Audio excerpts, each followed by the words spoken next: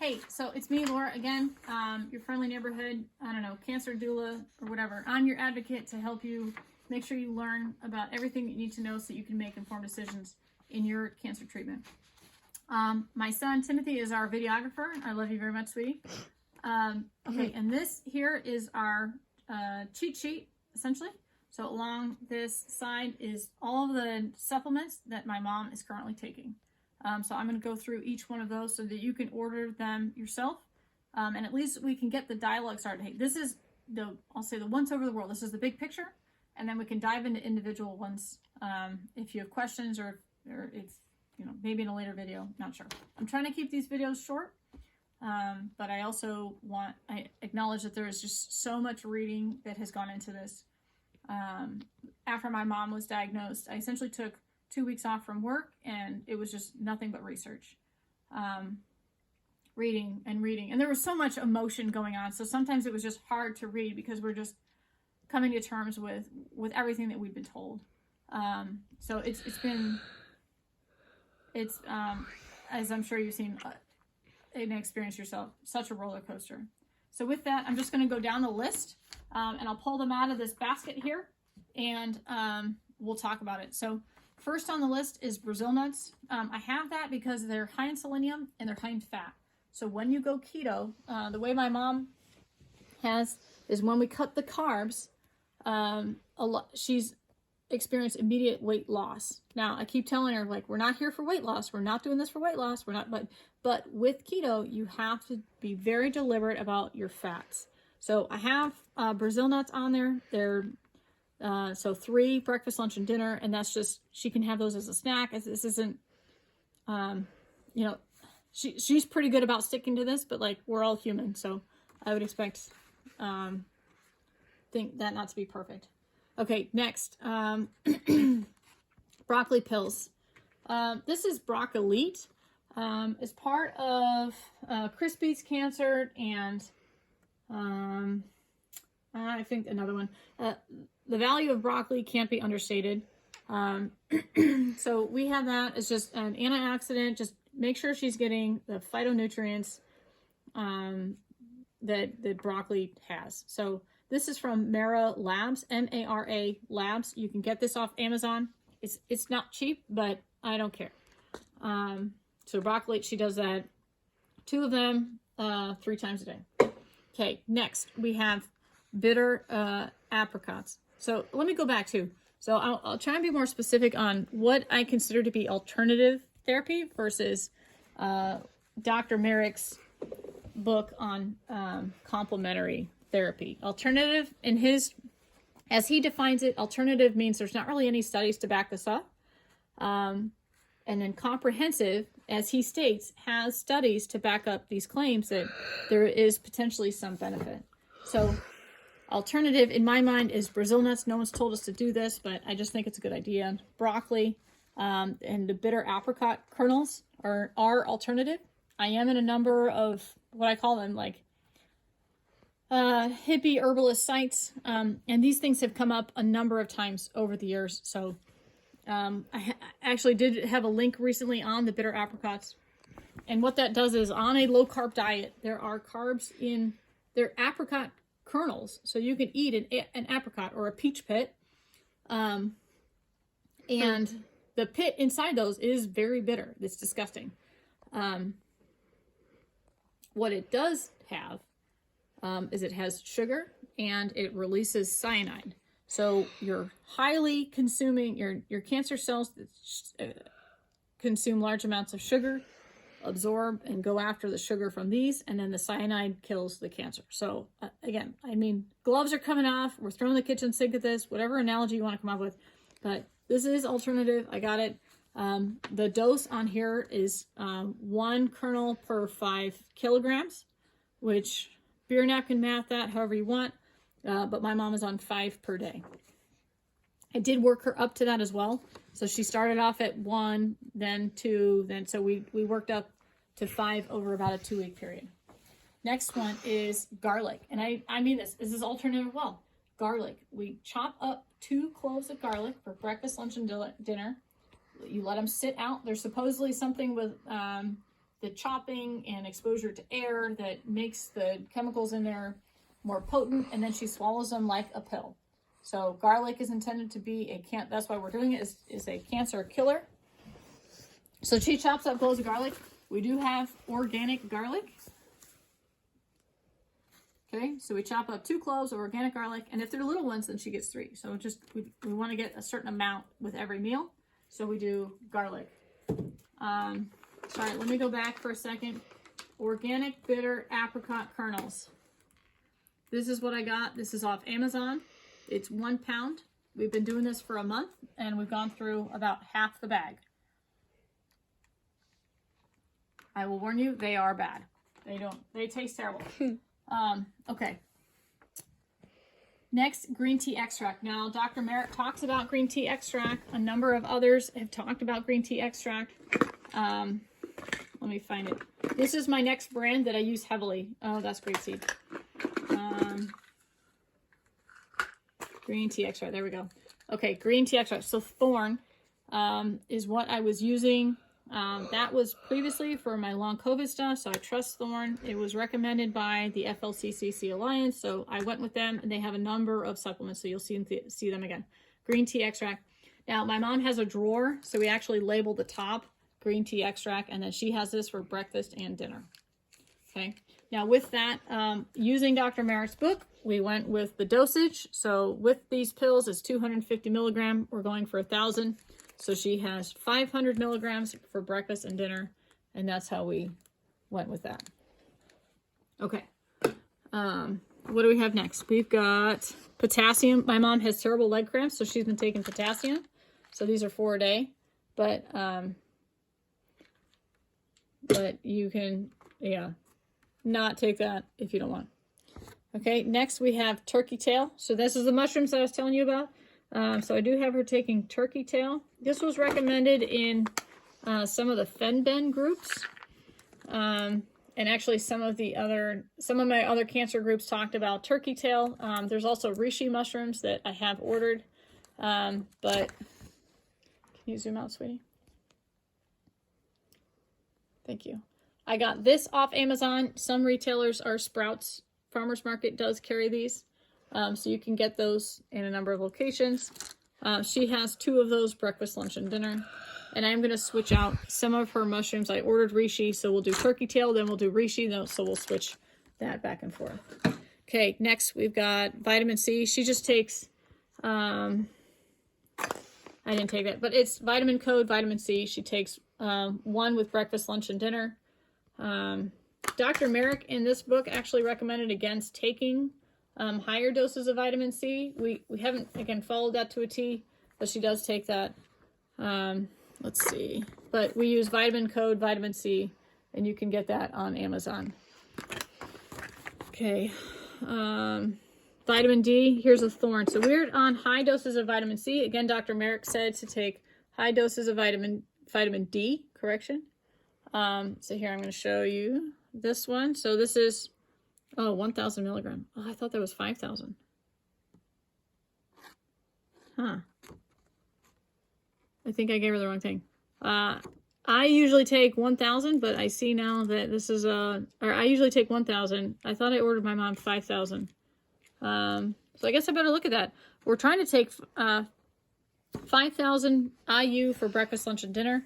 With higher doses of vitamin D, you also want to supplement with magnesium and vitamin K, which we'll talk about later.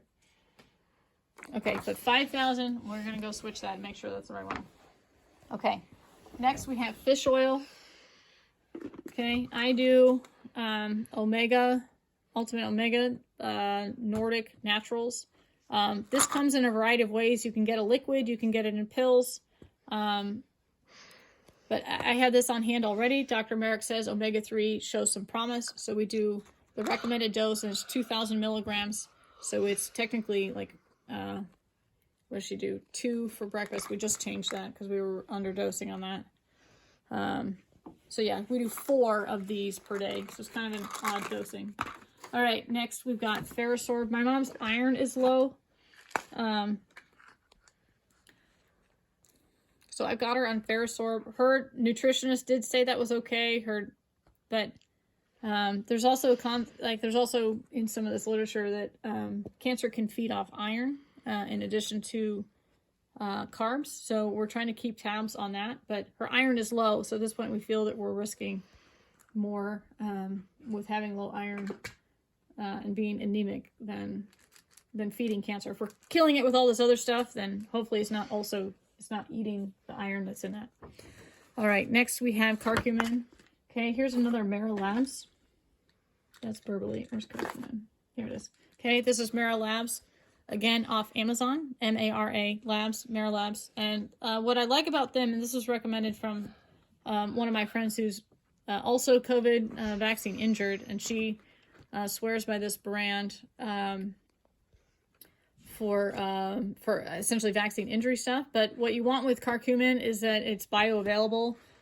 Your liver does process this, so if you have questions on liver, make sure you check your function before you start taking high doses of curcumin. My mom's liver is fine, so we're taking 2 of these breakfast, lunch, and dinner. And again, like, what you want is like the bioavailable formulas so that you can have confidence that you're getting everything that they say you're getting. Okay, next we've got berberine. This is berberine, but again, it's Mara Labs berberine. So again, this is another breakfast and dinner. Berberine was mentioned in Dr. Marik's book, so we're taking it. Magnesium, we talked about the magnesium supplement. I had this already, so my mom is taking it now because she's taking high doses of vitamin D. This is on Thorn. She does this for breakfast and dinner. Did fish oil. Okay, we did vitamins. Oh, there's vitamin C right here. So there's vitamin C, vitamin code, Garden of Life. Supposedly Garden of Life sold out to some mainstream, but I still have some leftover stuff and I haven't found a new brand. So I might switch my Garden of Life to Thorn, but I'm not there yet. All right, grapeseed extract. Okay, this was from grapeseed extract. Oh, that's olive leaf. Okay, grapeseed extract. Here, again, Thorn. This was mentioned in Dr. Marik's book. And I saw it, actually, Linda Sinclair from Always Hope Support Cancer Group, Always Hope Support Group on Facebook. So she talks about grapeseed extract. That is another phenomenal resource. So we added this to my mom's inventory about 2 weeks ago. But that's breakfast, lunch, and dinner. Okay, now we're talking lunch. Okay, so now we're getting into Fenben. So this is fenbendazole. Now this is what I got off Amazon. I will probably I have another brand that was recommended. I'm in a Fenben cancer group, and they recommended a different brand. It does say lab tested, but I'd rather just go with a brand that other people recommend. So what my mom does is she has organic yogurt that's high in fat, high in protein, low in sugar. She does take the recommended dose. I have checked her after that. Again, we're not on no carb, we're on low carb. So we have checked her carbs and her glucose, and they do stabilize with a daily yogurt. So anything with a powder goes in the yogurt. So her Fenben goes in the yogurt. Fenben is mentioned in Dr. Marik, and there's also, are you zoomed in on me? No, okay. Fenben is also, there's cancer groups for Fenben, and then it's listed in Dr. Marik's book. I believe it's also mentioned in Dr. Justice Hope's book because it's a repurposed drug. But it's fenbendazole. Okay, now I have drops. Here's our D3 and K2. Now this is low D3, so but K2 is what we're looking at, so she puts that in her yogurt. Okay. Okay, here's another one. We have ivermectin. Yes, that is the paste. She gets a 1/2 inch of that every single day. That goes into the yogurt. Diatomaceous earth. Go on the Diatomaceous earth page in Facebook. Get food grade diatomaceous earth. We're up to 3 tablespoons a day. Okay, so this is under the cancer is related to parasites. Same with COVID. Like, why are antiparasitics working with COVID? Antiparasitics, there are people like Fenben and diatomaceous earth and bendazole. There are antiparasitics that are showing promise with cancer treatment. So I had this on hand already because I'm a nerd. And so mom is on 3 tablespoons of this per day. You may just need to make sure that, and she uses this throughout chemo, by the way, too. So just about all of this she uses throughout chemo. All right, next, soursop.